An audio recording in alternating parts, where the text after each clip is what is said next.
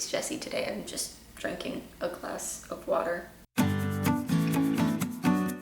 I actually think I got a good camera angle for once. That like never happens. Anyway, a couple months ago, 6 months, half a year, a while ago, I uploaded a video. I'll make sure to link it. That was me reading books with the same titles as Wheel of Time books. So it was the first 3 books I read. I should have looked up the authors before I did that, but The Eyes of the World by, I don't know, but there was a Lloyd in there, I think. The Great Hunt by Wendy Higgins, maybe? And The Dragon Reborn by Eve or Eva something. And it was miserable, but I had a fun time doing it, and most people seem to have a fun time watching it, so I figured let's keep it going. Anyway, without further ado, we're just gonna jump in with the first book, which is As the Shadow Rises by Katie Rose Poole. I've got some tea, and I'm going to start As the Shadow Rises. It's the closest thing to The Shadow Rising as I could find. It's the second book in this series, and I think I'm gonna put Bo Burnham's Inside on and listen to it as I read, because this is an ebook, and that's the best I'm gonna get. And I'm sorry for any background noise. There's some sort of construction going on, and I've waited all day to do this, and I'm just gonna deal with that, so hopefully it's not too annoying to you, because it's very annoying for me.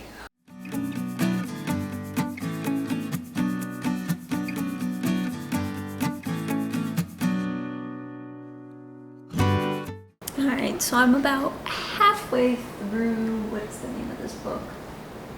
As the Shadow Rises. I keep thinking The Shadow of What Was Lost, and I'm not, what is that the title of? It's the first book of the series. Anyway, As the Shadow Rises. I'm about halfway through, a little less than halfway through it. This book luckily does recap the events of the first book, but in a very smooth way. It's not like annoying, like, we just spent like the first chapter telling you what happened. Like, it's very smoothly integrated. And it helps that there's so many different perspectives, because each chapter is a perspective, and they can very quickly be like, this is what happened in my story at the end. Which is good, because I had totally forgotten what had happened in this book. I read it, the first book, in January, which was a very long time ago. So, that's good. So we have, how many perspectives? We have Ephyra, Jude, Beru, Hassan, Anton. So there's 5 perspectives, and I hate half of them. So the one that really drives me up a wall is Hassan. He's got this whole, I'm the king, you should listen to me attitude that I just cannot. Ephyra would be my next least favorite. She is just so incredibly uncharismatic, and like, so I think she's a good character. She's really unlikable, and you know me, I'm okay with an unlikable character. Beru's okay. She's like too good, you know. She's that character that's just a little too perfect. But Anton and Jude, I love Anton and Jude. Super into them. They're adorable. And I can't really talk about this too much because it's book 2 in a series. And unlike the other books that I've read that are part of series, it's not just like a random book I'm reading out of context. Like, I actually do know the context for this, but this is kind of picking up a month after the first book ended, and everybody's kind of scattered, so it's a lot of stories on their own. Actually, I mean, Anton and Jude are together, but they're the only ones together. So it's very scattered, and they're all just kind of trying to pick up the pieces. And I have a feeling they'll all be reunited by the end, but if this is going to be kind of the pattern of that, the series might get annoying quick. But yeah, that's where I'm at. I'm going to keep reading tonight and tomorrow. I have movie night with my friends in about 1 minute ago. So I'm gonna watch a movie with them and probably read this while I watch, because we're watching online. They don't care what I'm doing. And hopefully I can get through this tomorrow because I really don't want this to go on forever. But that's where I'm at.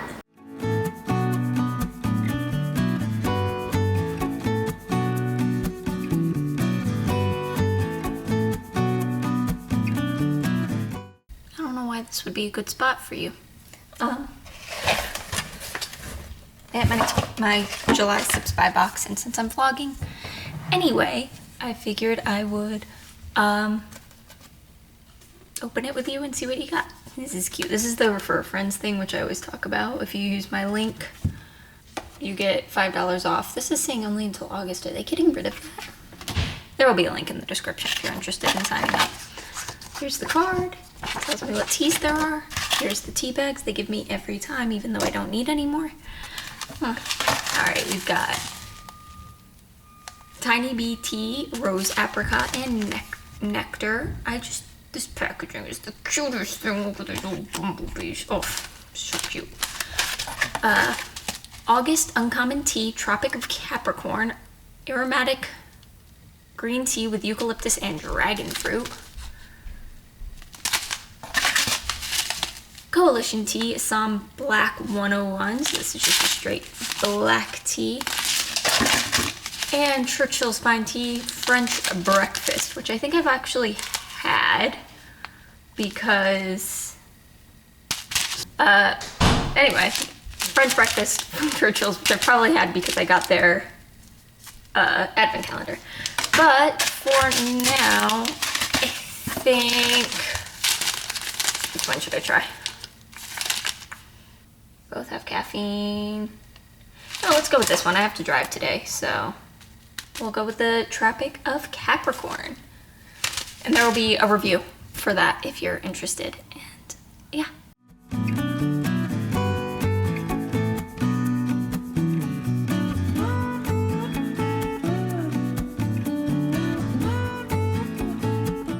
Hey, I'm at my parents' for the weekend for 4th of July.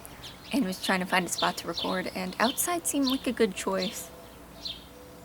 Oh, that's a cute little ruby fish. But am I going to regret this when there's far too much background noise and I'm looking at this footage and it's just me squinting into the sun the whole time? It's possible. But I don't know if you can see that. The camera's gonna pick it up. Where is... Oh no, it flew away. There's like a gorgeous red finch. I'm not sure if it's what kind of finch it is, but it's bright red. I'll have to look that up later. Anyway, let me turn the brightness up on my phone so I can see what I'm talking to you about. I finished As the Shadow Rises, and I liked it. I liked it so much more than the sequel. I was like doing my rating spreadsheet, and as I did it, I was like, wow, let me go look, because I like to look back when I'm doing sequels at like what I did for the previous book, because sometimes that'll kind of inform a little bit about what I do, and it was just stark difference. I liked it. So the main appeal of this is honestly the romances. There were 4 pairings. I'm not going to call them all romances. And somehow they were all done so differently. And like, there was a lot of complexity to how it was done. You okay, Misha? What, you want to come up? Okay, come on. Oh, say hi, Misha. No, you gotta say hi over here. Say hi. Okay. So, I mean, those were fun because there was just a variety of ways they were done. And just really interesting. No, you can't have my phone. It was just a lot of fun for me. Just the yearning. There was a point where like all of them were at a spot where I was just like screaming, could you just kiss already? To literally, well, all but one of them, the one I didn't really like that much. So it was good. I ended up giving it got a 3.9 after everything. It was 8 for characters, 8 for setting, or no, 9 for setting, 8 for plot, 8 for appeal, 7 for writing style, and then 6 and 6 for originality and ending. The ending had some things I really liked about it, but then it had some things I didn't like about it. It definitely had a point where it's like they could have made this she could have written this to end in this book if she had wanted to. Hi, sweetie. If that was what she was going for, she could have totally had it end in this book. But clearly she didn't want to. So it's good. Funny thing is, after the first one, I was like, I don't know if I really want to read the rest of this. But like after this one, and I probably wouldn't. I probably would not have read the second book if not for this video. But now that I've read the second one, I'm like, oh man, I want to know what happens next. Yes, it's here. Oh yes, I know. Oh yes. So book 5 of the Wheel of Time is The Fires of Heaven. Try to lock. Yes. Which, for that, I will be reading Fire of Heaven, Book 3 of the Fire of Heaven trilogy by Bill Meyer. And let me see if it'll let me see. Let me open this up so I can get a description. I considered briefly just doing the first book in the series or doing the whole trilogy because, you know, after all, it is, the series is Fire of Heaven. But then I was like, you know, part of the fun, okay, if you're gonna keep licking me, down you go. Okay, then stop licking me. Part of the appeal of this is the absolute chaos of getting to, you know, read all sorts of different stuff. So the description of this is... Best-selling author, award-winning director Bill Meyer thrills fans with his novels portraying the end times. Fire of Heaven follows Brandon and Sarah Morris as they are called to become Revelation prophets. If they are called to become Revelations prophets, filled with stunning suspense and intense spiritual examinations, which spans the globe as followers of both Satan and Christ prepare for a showdown. Oh no! Oh no, Misha. What am I getting myself into? Anyway, I'm gonna get started on book 3 of this series, in which I guess... Oh no. Okay. 1, this book literally started with like a summation of the series. Like it was like, you know, this book recorded by blah blah blah, and then a summary, and then the prologue. So that's fun. 2, it's freaking 14 hours long. Pray for me, y'all.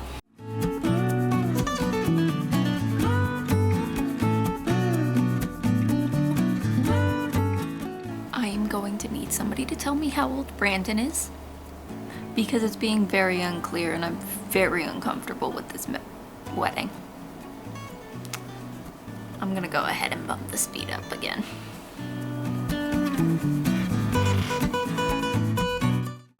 Good morning and happy 4th of July. I'm gonna try to talk to you quickly because she is excitable first thing in the morning. I am about halfway through Fire of Heaven. And it's surprisingly not terrible. I mean, there's definitely some not great things about it in terms of like, it's a little preachy. Like, this is the way God is meant to be worshipped vibes. Also, there's some weird stuff going on with like, there's like a sickness that's only affecting Jews and Arabs, and that's kind of iffy. Although that's something that's carried over from the previous books, and I get the idea that like there probably is an explanation for that, maybe. Also, one of the main characters is a Jewish woman that converted to Christianity. I'm glad I didn't see that part of the series because I imagine it was not handled very well. But her daddy's okay with it. Anyway, so like it's weirdly not terrible in terms of like writing style, characters, things like that. It's just not something I like. Hopefully the air conditioning is not too loud because it's too hot to turn it off. So then story kind of follows. There's 4 characters we're following. There's on one side Brandon and Sarah, who are newlyweds, and they're the witnesses. And pretty sure Sarah's supposed to be the whore of Babylon. At least people are accusing her of it. Meanwhile, Brandon's like a prophet. He's doing the Lord's bidding. Also, I realize you're crooked. I'm working with what I got. So they're newlyweds at the beginning of this, and they're both kind of having a crisis of faith, because Sarah, she's the one that formerly Jewish, kind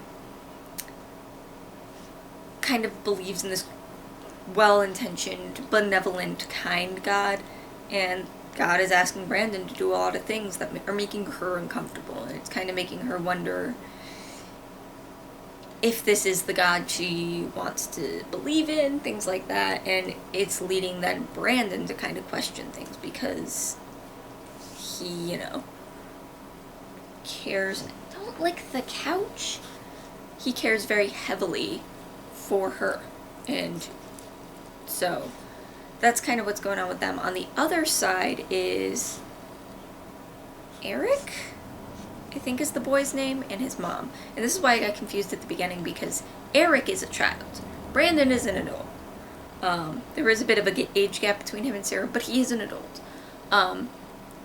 But Eric got some sort of virus from his uncle who passed away in one of the earlier books, and he's possessed by this creature that the people he's working with, the cartel, think is an angel, but his mom doubts it a little bit, and he's just a kid. He's kind of going along with whatever goes on. This guy's promising him power. The one thing I'll say at this point, I wish there is more of an uncertainty over who was working for God and who was not, because I think there could have been an interesting conflict in that, like, Brandon is doubting whether or not he's actually following God. Meanwhile, Eric thinks he's following God. But we know. It's pretty obvious which one's the right one. Maybe it'll throw us off later. Maybe this was a conflict earlier in the series. I don't know. But that's where we're at right now. I'm gonna read some more and play with this crazy little girl. Yeah, okay.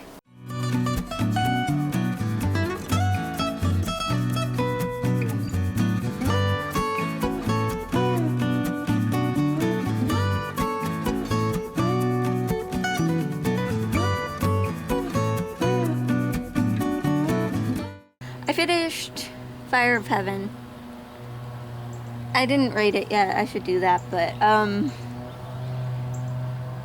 somebody's mowing that outside, man.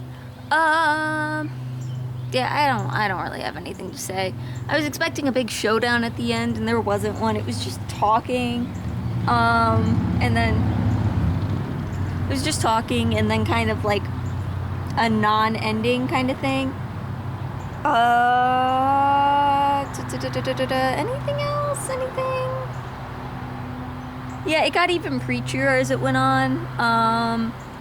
Started having even more uncomfortable things to say about a lot of topics. Abortion, mental health.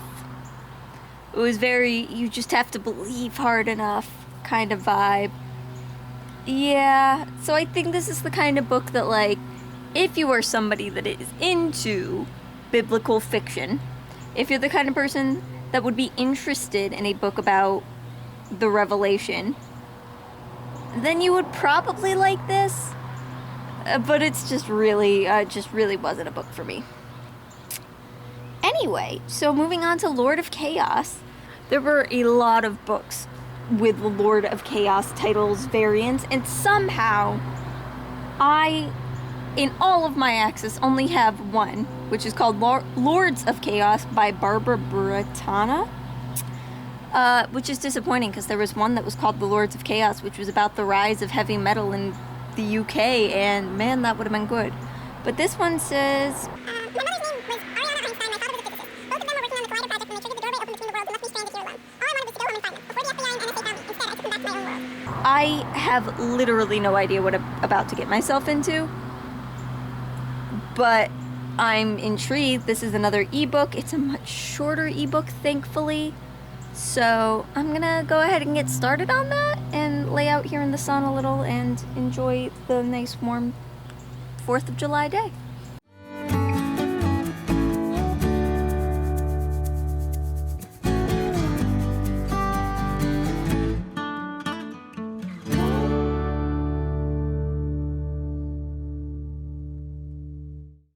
Okay, it's late because I just got back from my parents.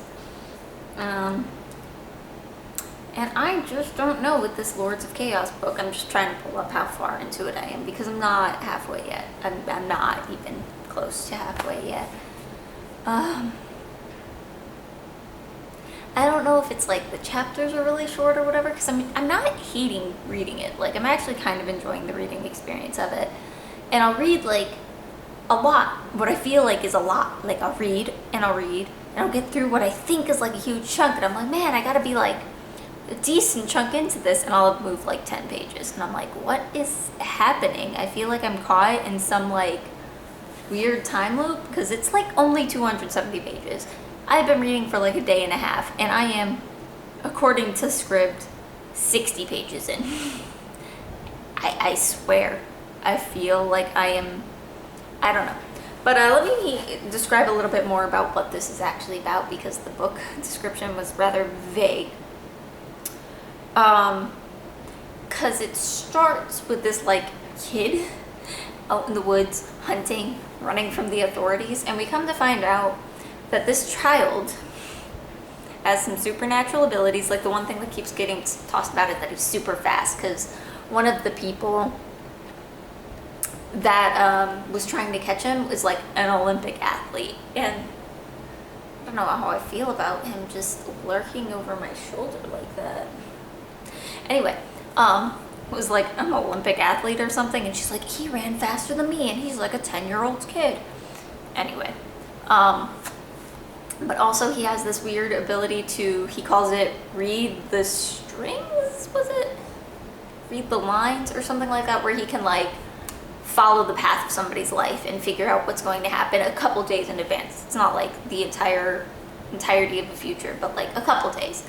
And he, so that's like, he has these abilities. Well, come to find out, he's the child of some like theoretical physicist in our world, and then in an alternate dimension, the granddaughter of Albert Einstein. And basically these two scientists were at the same time working on the same kind of technology to be able to move between dimensions. And they happened to have a breakthrough around the same time, so that they connected their dimensions through this like door. And then they fell in love and had a kid. And this is the child. And we're not fully explained why he has these abilities, but the implication is because he was imbued with some powers to like, because of this dimension thing. We're not entirely sure. But he got basically dropped in the woods and told, hey, wait here, we'll be back. Survive, do what you need to stay safe. And then they disappeared and never came back. And so now he's with these like FBI agents running from the NSA. I'm a little confused on the like, why the FBI is the good guys, but the NSA is the bad guys thing going on here.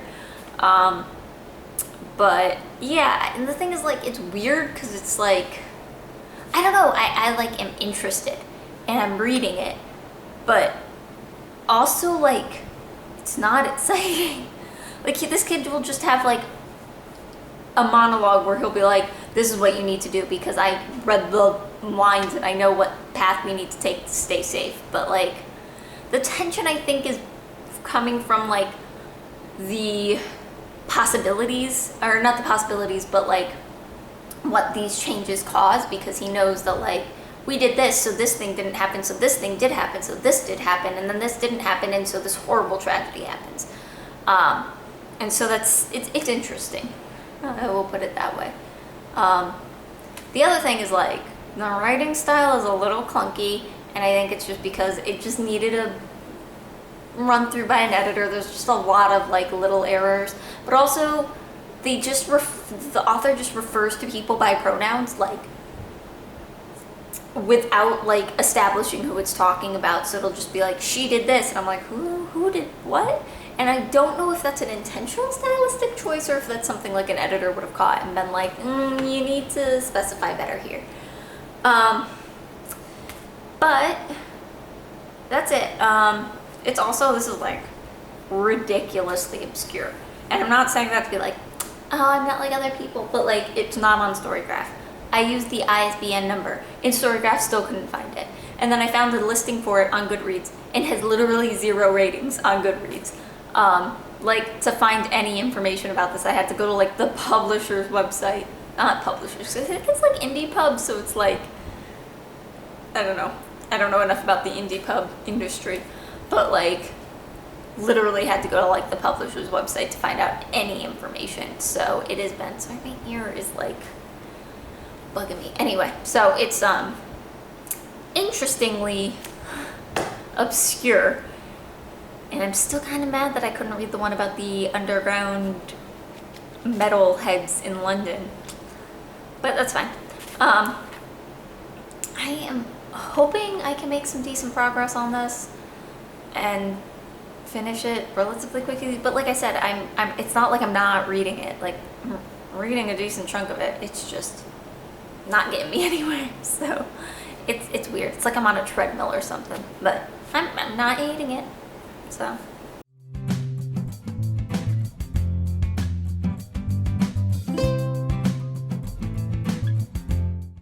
well, I did it. I managed to make it halfway through this book. No, I did not finish it. Here's the thing, like, I know I've been complaining about this book, but I actually am not hating it. I mean, it's definitely a weird writing style, and it definitely could use a sweep by an editor, or two, but it's not bad. The thing that, like, I think is causing me this, like, disorientation,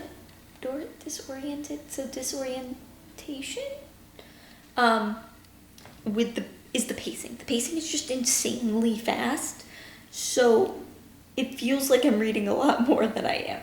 I also think it's just a hard book for me to focus on, which is a problem I have with ebooks in general, so like that's not like this book's fault by any means. I just can't focus on it. Like, I keep getting distracted. But yeah, the pacing is just insane. Like, in the last like 30 pages, there were like 4 different plot twists, and each one of them was just not given time to breathe. Like, there'd be this really crazy reveal, and then nothing came of it. Like, it just kind of moved on. Also, I'm at the halfway point, and it feels like I'm at the climax. Like, I don't know where it's gonna go after this. This feels like the final conflict, so we shall see. But I'm gonna keep going on it, and I'm gonna try not to update you till the end, because like, you've had enough updates about this book. But again, I'm not hating it. I'm actually kind of liking it. The story, anyway. There's also like a romance in here that was like, it feels very distinctly, well, we have a boy and a man and a woman that are working in close proximity. They gotta be in love, right? In fact, it's practically spelled out that way at one point. It's these 2 FBI agents that are partners, and they start kind of this thing, and they talk to their like director about it, and the director's like, and she's like, the female partner is like, well, I thought there were rules against this, and he's like, every partner tries it at least once. Well, unless it's 2 men, and then it's a different kind of bonding, and I'm like, what? Anyway, so there's weird moments like that, but the plot, the story, I'm enjoying. But I'm gonna get back to it, and I'm going to try my darndest to finish this today, but it's I'm not optimistic.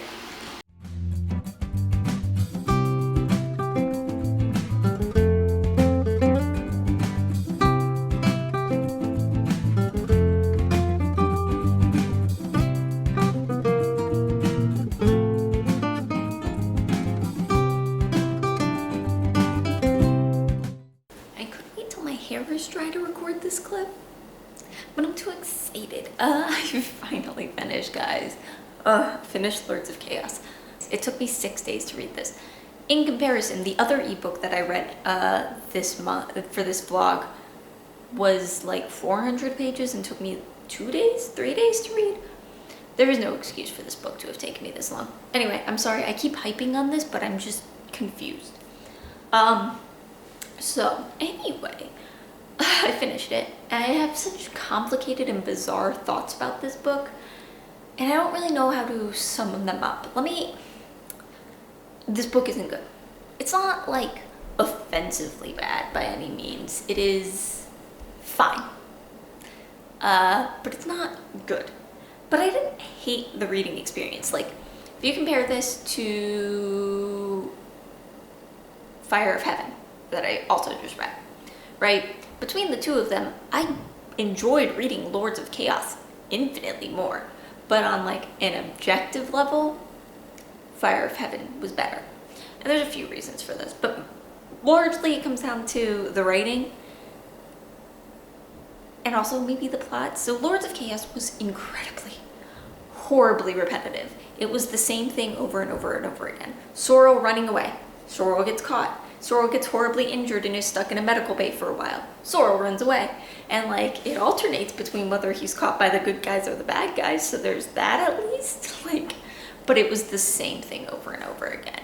The other thing is just the characters are really inconsistent. None of them really have any development except for Sorrel, but Sorrel is so inconsistent that it almost doesn't matter. Not just like his personality was inconsistent, because it was, but also like he has these abilities, magic abilities, but they're never really defined. Like every time he uses them, he does something slightly different. One time he's predicting the future, the next time he's regrowing a man's arm. So it's just super inconsistent, but it's also like sometimes Sorrel is this like amazing godlike being that can do whatever he wants. Other times Sorrel is a 10-year-old child that's clueless, and sometimes he knows he has these abilities but somehow can't use them, and other times he's using them completely subconsciously, and it's like, can we get some consistency there? And like, there's reasons for some of it, but for most of it, there's not. Like, he'll be like doing great, and then the next chapter suddenly can't do anything, and it's like, so yeah, there's some interesting stuff. I think the concept is fascinating of like alternate dimensions. That's something some people are into. It's not really my thing. I've tried a couple and it's pretty hit or miss. So there's that element is really interesting. The idea of reincarnation of the Keeper and then the Lord of Chaos who can't die because you need the chaos.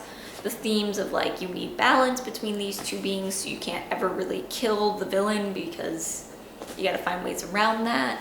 I think there's some really interesting concepts in here. It's just wasn't well executed. And I think a big part of that is that like a few more passes by an editor would have helped a lot. And that's not just in the helping with those aspects. It's also like the technical stuff. Like there were so many typos. There were so many weirdly structured sentences that I had to read like 2 or 3 times to figure out what it was trying to say. There were times I just straight up skipped stuff because I was like, I have no idea what you're saying here. There's like 3 extra words and I don't know what's going on. So it definitely needed some more editing. It was an experience. That's what I'll say. It was an experience. Yeah, so I ended up giving that, I don't know if I even been giving ratings in this video. I gave that one, got a 2.48 out of 5, which isn't like terrible. I will say, as much as I'm really trying to make 2.5 like average, run-of-the-mill even, I just can't help it, and 3 to 3.5 ends up being an actual like average book with my ratings. Like I try. But let me quickly rate all of the books that I have read. Let's see. Bottom, the worst one is still going to be Eyes of the World. Oof, it was just... and then we'll go above that. I'm going to put Dragon Reborn. I can't with that one. Then we'll do... I'm actually going to put Fire of Heaven below Lords of Chaos, because for all that Lords of Chaos's flaws, at least it was enjoyable. So Fire of Heaven, Lords of Chaos. And then I think I'll go The Great Hunt As the Shadow Rises. I think that's my ranking currently. I'm going to keep doing these. I'll do them in batches of 3. So the next books on the list would be, oh no, I don't know Wheel of Time books in order after book 6. So, okay. When did New Spring come out? In 2004. Okay, I'm going to do in publication order just because I didn't do New Spring at the beginning and I didn't do it after book 5. It's just when I read it, so. So next will be A Crown of Swords, Path of Daggers, and Winter's Heart. Again, I don't know what I'm actually reading for that yet, but those will be the next 3 that I read on this, and hopefully it won't be quite this long before the next one of these, but that's it from me. Let's see, what's a question I can ask you to tell me in the comments? I don't know. Let me know which one of these sounded the most interesting to you, or let me know if you've seen Actually, if you've seen books out in the wild, out and about randomly that have Wheel of Time titles, go ahead and leave those in the comments below because it can save me a little bit of time not having to research that. And if you've read one and actually liked it or disliked it, let me know what you thought. That's gonna be it from me. Yeah, I'm so bad at ending videos. Subscribe if you're interested in seeing more videos from me. Like the video if you enjoyed watching it, share it with your friends, and leave a comment below letting me know. I don't know, something random. How's your day going? Just how you doing today? That's the question. That's what I want you to tell me in the comments. Tell me how you're feeling. I'm gonna go now. Bye.